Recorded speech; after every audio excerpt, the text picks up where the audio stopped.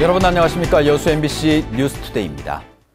미술대전 행사 보조금 1,400여만 원을 횡령한 혐의로 순천미술협회 간부가 경찰에 입건됐습니다. 감사까지 벌인 순천시는 전혀 문제가 없는 것으로 파악해 보조금 관리에 구멍이 뚫렸다는 비판을 사고 있습니다. 지난해 열린 순천미술대전에 전시작품 사진이 실린 도록입니다. 한국미술협회 순천지부장 50살 강모 씨는 미술대전 보조금으로 순천시로부터 5,800만 원을 지원받아 이 책자 2,000부와 족자 300장을 제작하는 데 모두 5,600여만 원을 사용했습니다. 그런 다음 한 업체에게서 현금으로 1,000만 원을, 또 다른 업체에서는 차명계좌를 통해 460여만 원을 돌려받았습니다. 경찰은 강 씨가 이런 수법으로 모두 1,400여만 원의 보조금을 빼돌려 개인적인 용도로 쓴 것으로 보고 있습니다. 매년 이루어지는 행사 때문에 또다시 계약을 해야 하는 그런 입장에서 지부장의 요구를 들어줄 수밖에 없는 그런 입장이었습니다.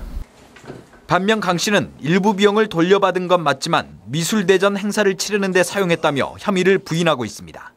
관례상 이렇게 해왔으니 이렇게 하면 된다 해서 저는 그렇게 따랐을 뿐입니다. 직원들 월급 그리고 또 미술대전에 또 여러 방면으로 사용을. 한편 보조금을 지급한 순천시는 이 같은 사실을 전혀 파악하지 못했고 이후 부정 사용 의혹이 제기돼 감사까지 벌였지만 역시 문제가 없는 것으로 결론지었습니다.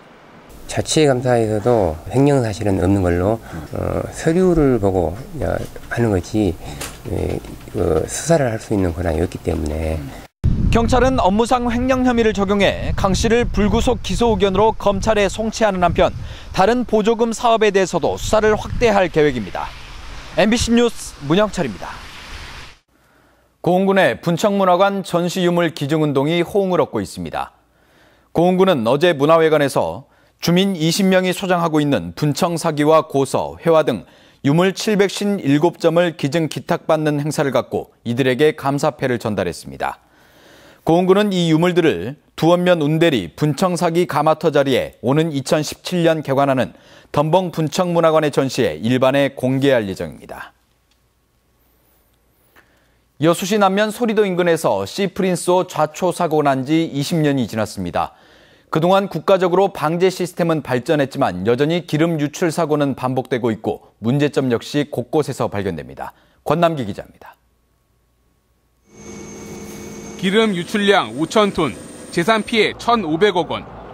사상 초유의 시프린스호 사고는 여수와 남해안에 깊은 상처를 남겼습니다. 그로부터 20년이 지난 지금까지 전국 각지에서 기름 유출 사고는 끊이질 않고 있습니다. 최근 10년 동안 한 해 평균 287건의 해양 유류 오염 사고로 2,000톤 넘게 유출됐습니다. 특히 석유화학이 주력 산업이고 대규모 석유 저장 시설이 있는 여수 지역은 그만큼 취약할 수밖에 없습니다. 기름 오염적인 측면에서는 가장 위험한 해역인 것입니다. 방제 능력이라든가 이런 것들이 훨씬 많이 확충이 돼야 되는 것이죠. 그동안 국내 방제 능력은 20년 전에 비해 15배 이상 늘었지만 아직도 문제가 많다는 지적은 여전합니다. 1999년 해양오염방지법 개정 이후 기름 유출 사고가 나면 해양오염 영향조사를 시행하게 돼 있지만 정작 환경보건을 강제하는 장치는 허술합니다. 또 방제가 민간업체 주도로 이루어진다는 점과 지난해 우이산호 기름 유출 사고 때와 같은 유출량 은폐 시도는 해결해야 할 문제입니다.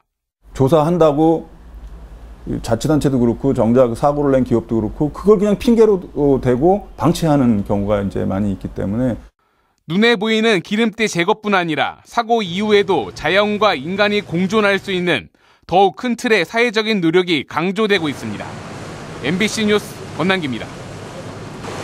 메르스 여파로 지난달 국내선 여객 실적이 지난해 같은 달에 비해 5% 넘게 감소한 가운데 여수공항의 감소폭이 국내 공항 중에 가장 컸던 것으로 나타났습니다.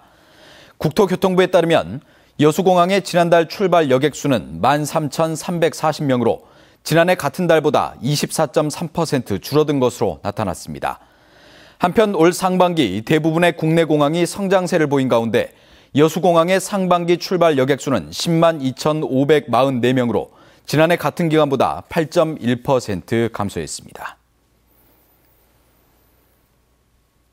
민선 6기 출범 1주년 특별기획 MBC 토론 시사데스크.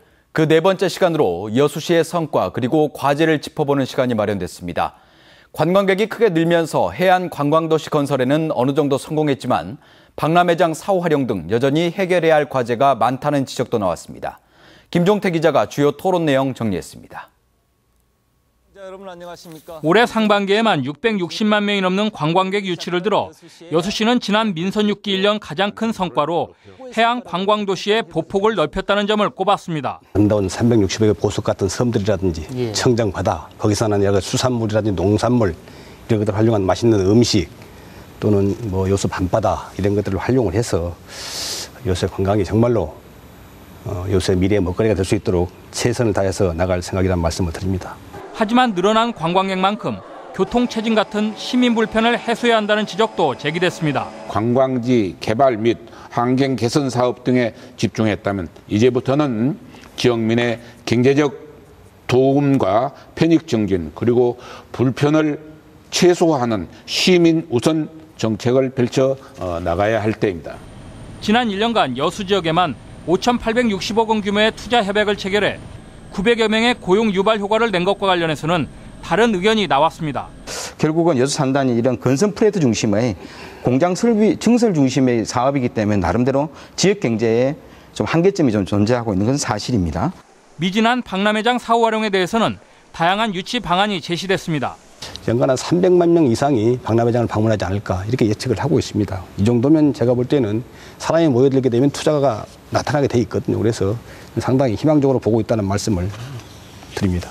박람회의 기본 정신인 해양이라든가 기후환경, 문화예술 영역이 아닌 분야에 대한 민간 투자 입주를 저는 여수시가 공식적으로, 공개적으로, 원칙적으로 반대를 해야 된다고 봅니다. 여수시는 시민소통 부문에 대해서는 시민위원회 운영을 통해 시민이 주인되는 진정한 소통을 이뤘다는 평가를 내놓은 반면 의회에서는 사례배고 설립 등 현안 사업에 시민들의 의견 조율이 아쉬웠다는 지적을 제기했습니다. MBC 뉴스 김종태입니다. 해양수산부와 여수세계 박람회재단이 공동으로 투자 유치 설명회를 개최합니다. 여수세계 박람회재단은 오늘 서울 대한상공회의소에서 40여 개 국내외 기업체 관계자를 대상으로 여수세계 박람회장 투자 유치 설명회를 연다고 밝혔습니다. 우선 사업 대상은 박람회장 내 부지와 국제관, 비고, 스카이타워 등이며 다음 달 24일까지 사업 시행자를 선정할 예정입니다. 신비의 과일로 불리는 무화과 하면 영암이 떠오르는데요. 이 아열대 작물인 무화과를 사시사철 맛볼 수 있는 길이 열렸습니다. 문현철 기자가 보도합니다. 붉은 속살을 드러낸 무화과가 가지마다 주렁주렁 매달렸습니다. 노지에서 재배한 무화과보다 2달여 빨리 시장에 출시됐습니다. 비가림 시설하우스에서 상자 양액 재배란 특화 기술로 재배해 수확 시기를 노지 재배보다 2달여 앞당긴 겁니다. 이렇게 조기출하된 무화과는 1kg에 10,000원에 거래되는데 없어서 못 팔 정도로 주문이 밀려들고 있습니다. 빨리 나오기 때문에 가격도 거의 2배 정도 차이는 날 겁니다. 노지 재배보다 2배 이상 높은 소득을 거두면서 시설 재배는 전체 면적의 10%를 넘어섰습니다. 수확 시기를 한겨울에서 봄까지 연장하는 이기작 기술 개발도 추진 중입니다. 영암군은 이를 위해서 시설하우스 현대화 사업에 투자를 늘릴 방침입니다. 영암 무화과 고품질 생산을 위해서 그래도 노지보다는 시설이 좋다 해서 5년 전부터 시설 지원으로 집중 육성하고 있습니다. 여름 한철에만 먹을 수 있었던 무화과가 사시사철 생과로 맛볼 수 있는 아열대 작물로 주목받고 있습니다. MBC 뉴스 문현철입니다. 공사 물량이 뚝 떨어지면서 광주 전남 건설업계 시름이 깊어지고 있습니다. 지역 건설 경기를 살리기 위한 정부 차원의 대책이 필요하다는 목소리가 높아지고 있습니다. 이계상 기자가 보도합니다. 장마철이 이어지면서 주상복합 아파트 골조 공사가 멈춰서 있습니다. 업체 측은 그나마 이렇게라도 공사를 할 수 있다는 게 다행입니다. 공사 발주가 크게 감소하면서 지난해의 절반 수준밖에 공사 물량을 따내지 못했기 때문입니다. 일량이 줄어버리니까 소위 말해서 그 인원이 필요성도 50% 30% 줄어들 수뿐이 없죠. 며칠 급감하기 때문에. 그래서 회사를 유지하기가 힘들다는 것이죠.